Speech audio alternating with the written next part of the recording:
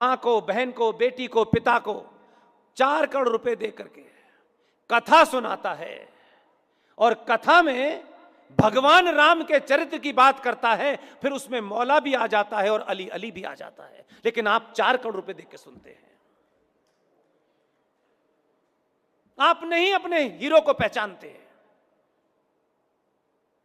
इस दौर में ऐसे ऐसे लोग काम कर रहे हैं, उन विषय पे काम कर रहे हैं जिनके कारण हमारी स्थिति यह हो गई है कि हम भिखारियों की तरीके से, हमारी मार्केट में कीमत 2 महीने का बिजली का बिल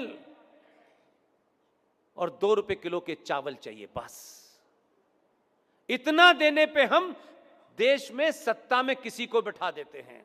लेकिन बेटी देते वक्त हम इतने सवाल पूछते हैं, लेकिन राष्ट्र की डोर किसी भी दलाल को पकड़ा देते हैं कि हमें तुम सिर्फ 2 रुपए किलो चावल दे देना और 2-4 महीने का बिजली माफ कर देना, ले लो सत्ता। हम यहां पहुंच गए हैं, इसलिए आपको हीरो नजर नहीं आते हैं।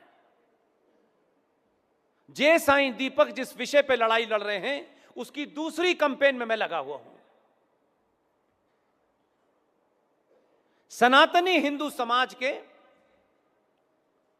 जितने भी मंदिर हैं, बाबा विश्वनाथ से लेकर के वैष्णो देवी से लेकर के आप कामाख्या तक चले जाएं, एक कानून बन गया है। आप ही के लोगों ने बनाया, अपने स्वार्थों के लिए बनाया।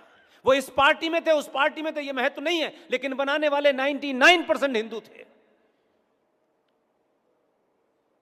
कानून बनाया इस सेकुलर भारत में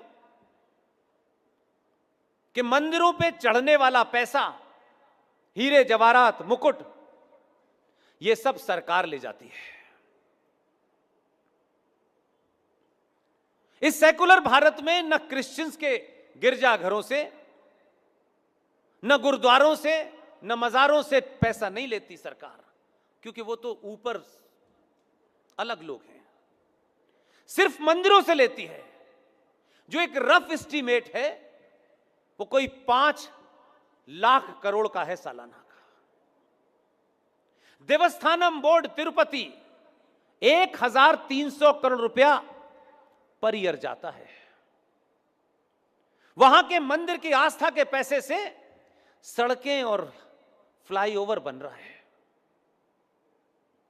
नए हवाई अड्डे बन रहे हैं, नए हवाई जहाज आ रहे हैं, और आप खुश हैं। लेकिन उन्हीं हवाई जहाज और हवाई अड्डे में आपके पैसे से जो सब्सिडी से पढ़ के आ रहे हैं, उनके पढ़े हुए में और आपके पढ़े हुए में एक ही फर्क है। आपका बच्चा पढ़ के आता है, डिग्री लेता है और हवाई जहाज उड़ाता है। उनका बच्चा पढ़ के आता है और वो एयरपोर्ट उड़ा देता है। आप अपने हत्यारों को पाल रहे हैं, तो यह मुद्दा सरकार से नहीं पूछते, नेताओं से नहीं पूछते। यह मुद्दा कभी चुनाव का मुद्दा नहीं बनता, और हम ऊपर ऊपर इलाज करना चाहते हैं। मैं सबसे यह अपील कर रहा हूं कि जब तक जे साईं दीपक सुप्रीम कोर्ट में इस युद्ध को लड़ रहे हैं, खासतौर से यहां मेरी माएं, बहनें, बेटियां जरूर बैठी होंगी, मेरी उनसे विशेष निवेदन है, जब तक इसके ऊपर सुप्रीम कोर्ट का कोई फाइनल फैसला नहीं आ जाता, तब तक आप मंदिर में जाएं, पूजा करें, सोने का मुकुट ना चढ़ाएं, बूंदी के 2 लड्डू चढ़ा के कहना कि सरकार आए तो इसे दे देना।